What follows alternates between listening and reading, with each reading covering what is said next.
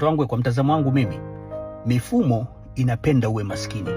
Mifumo inapenda uwe hujui. Mifumo inapenda usifahamike. Mifumo inapenda uwe mkimya na mtiifu, ili usudi iweze kukutawala kirahisi zaidi. Na ndio maana inakuletea ngonjera. Angalia mambo yanaendelea sasa hivi.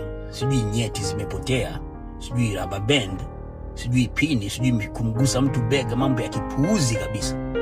Inataka huu ujinga. Sasa na wewe adha kwenye hii mifumo hii, ukikubaliana hayo mambo hayo, ndo watakunyoosha mpaka ushangae.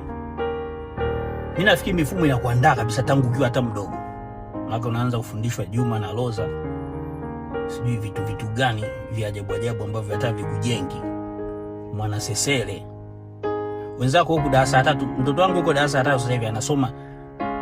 Namuuliza kila siku akitoka shule, umesoma nini leo? Napokwenda kumchukua kwenye kituo cha basi la shule, nimesoma English, math, leader in me na computer nini sijui.